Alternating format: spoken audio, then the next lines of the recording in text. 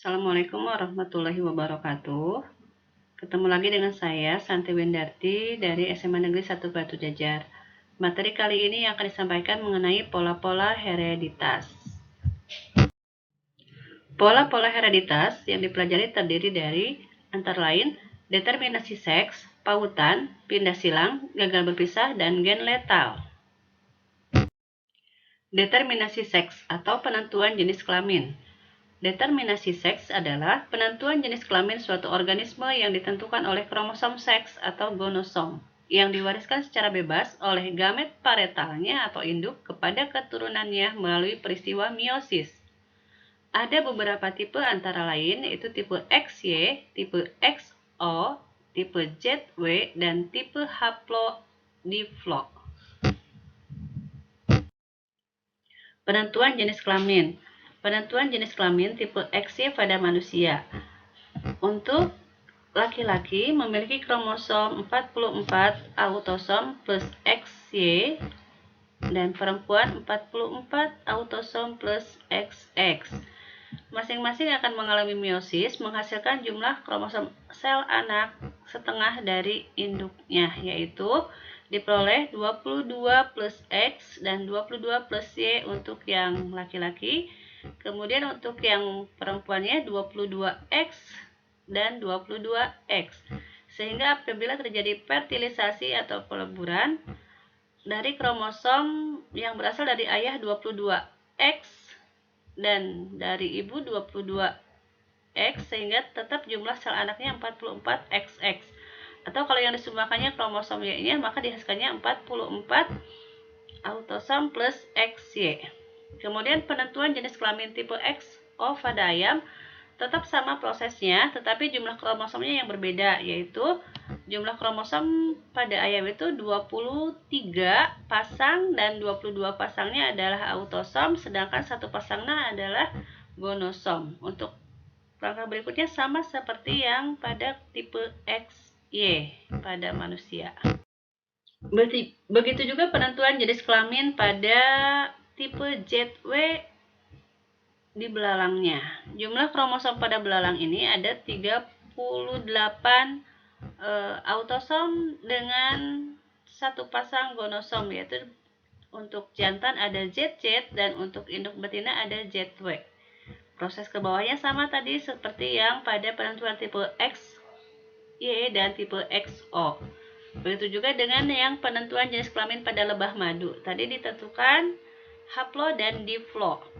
Ini untuk lebah, jantan itu mengandung 16 kromosom haploid, kemudian yang induk betinanya 32 diploid gitu ya.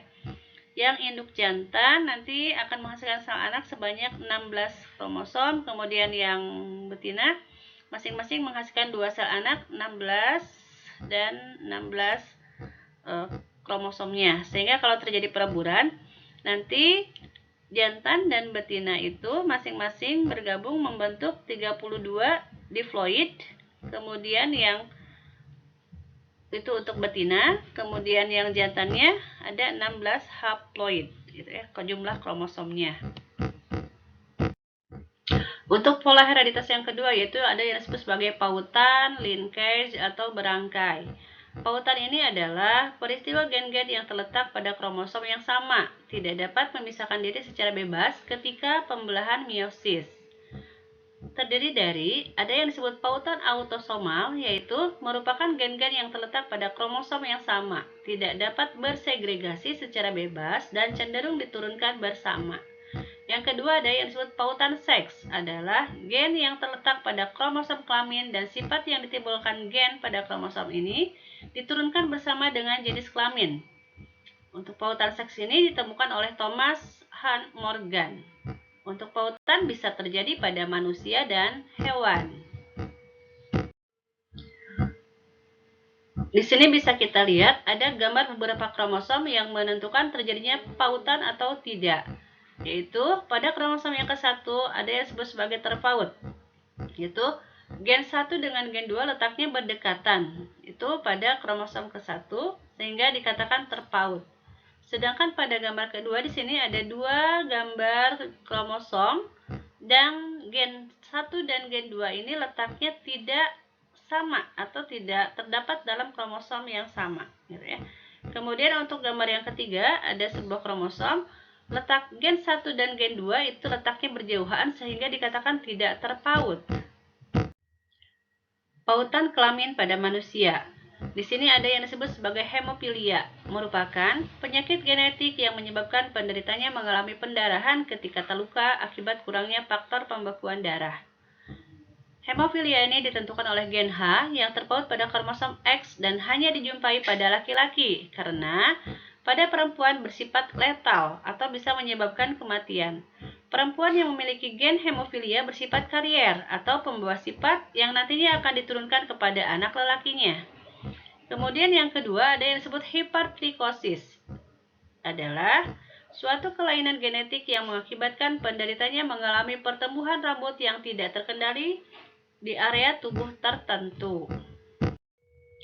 Dan di sini juga kita bisa melihat penyebab hemofilianya. Di sini ada ayah tanpa hemofilia dan ibu dengan hemofilia.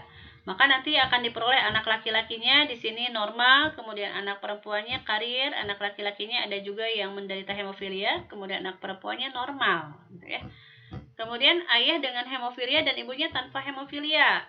Maka nanti anak-anaknya akan laki-lakinya normal, kemudian ada anak perempuan, kedua-duanya ini adalah karier, anak laki-lakinya juga dua-duanya adalah normal.